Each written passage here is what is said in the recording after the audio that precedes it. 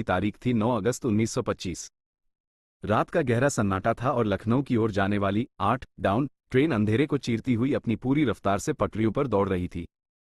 मुसाफिर खिड़कियों से आती ठंडी हवा का लुत्फ उठा रहे थे और लखनऊ अभी करीब 15 किलोमीटर दूर था।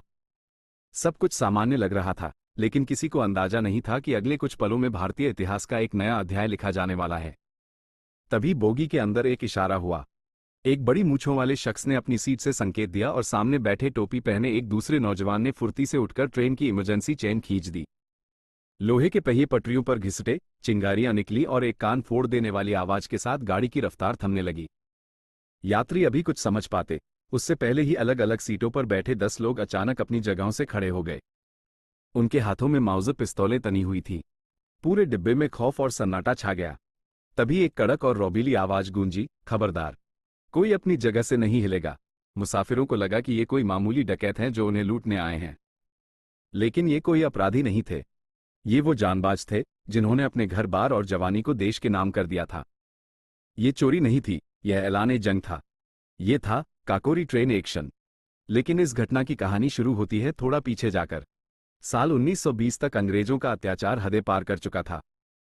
जलियांवाला बाग में हजारों निहत्थे लोगों के खून से होली खेली गई थी।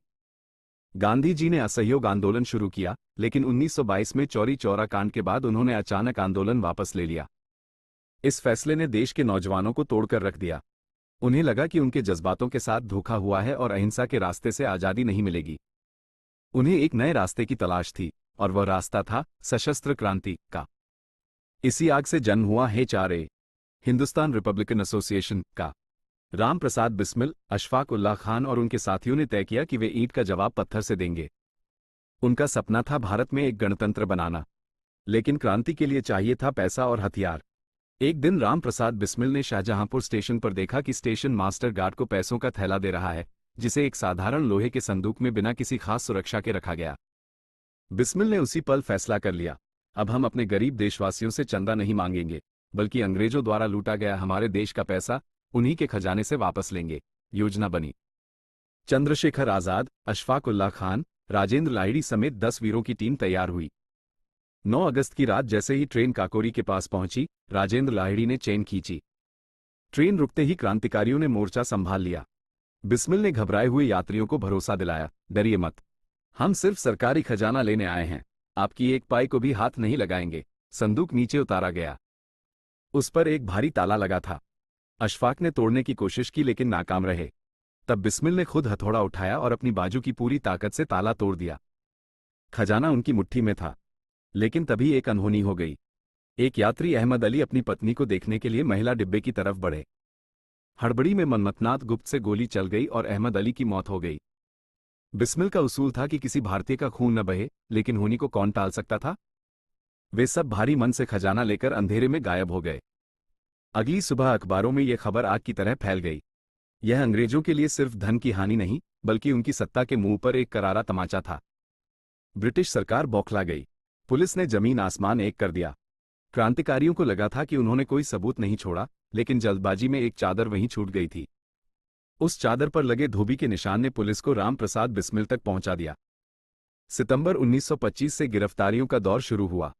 राम प्रसाद बिस्मिल पकड़े गए। अशफाक उल्लाह खान, जो अपने एक बचपन के दोस्त के घर छिपे थे, उसी दोस्त की गद्दारी की वजह से पकड़ लिए गए। लेकिन आजाद तो आजाद थे, वो पुलिस के हाथ नहीं आए। जेल में इन वीरों को तोड़ने के लिए हर हथकंडा अपनाया गया, लालच दिए गए, लेकिन वे चट्टान की तरह डटे रहे। अदालत में बिस्मिल ने अपना केस खुद लड़ा और अपनी दलीलों से जज को भी निरुत्तर कर दिया। लेकिन सरकार फैसला कर चुकी थी। उन्हें इंसाफ नहीं, बदला लेना था। आखिरकार वह काला दिन आया। 4 मुख्य क्रांतिकारियों राम प्रसाद बिस्मिल, अशफाक उल्लाह खान, राजेंद्र लाहिड़ी और रोशन सिंह को फांसी की सजा सुनाई गई। फांसी से पहले की रातों में बिस्मिल और अशफाक की दोस्ती ने हिंदू मुस्लिम एकता की वो मिसाल पेश की जो आज भी दी जाती है। बिस्मिल अक्सर मजाक में कहते, अशफाक, तुम तो मुसलमान हो, तुम्हें जन्नत में हुरें मिलेंगी, हमें क्या मिलेगा। इस पर अशफाक हंसते हुए जवाब देते, पंडित जी, अगर जन्नत में आप नहीं होंगे तो वो जन्नत मेरे किस काम की। दिसंबर 1927 में अलग अलग जेलों में इन वीरों को फांसी दी गई। गोरखपुर जेल में फांसी के फंदे को चूमते हुए बिस्मिल ने कहा, मैं ब्रिटिश साम्राज्य का विनाश चाहता हूं, और वंदे मातरम के नारों के साथ अमर हो गए। काकोरी एक्शन ने आज़ादी की लड़ाई में जो चिंगारी भड़काई, उसने आगे चलकर एक मशाल का रूप ले लिया। भगत सिंह, सुखदेव और राजगुरु ने उसी मशाल को थामकर इनकलाब का नारा बुलंद किया। आज काकोरी का शहीद स्मारक हमें याद दिलाता है कि हमारी आज़ादी की नींव में इन वीरों की हड्डियां और उनका बलिदान शामिल है। दोस्तों, अगर आपको इन वीरों की यह कहानी पसंद आई हो, तो वीडियो को लाइक जरूर करें और चैनल को सब्सक्राइब करना न भूलें। हम ऐसे ही देश के अनसुने किस्से आपके लिए लाते रहेंगे। तब तक के लिए जय हिंद।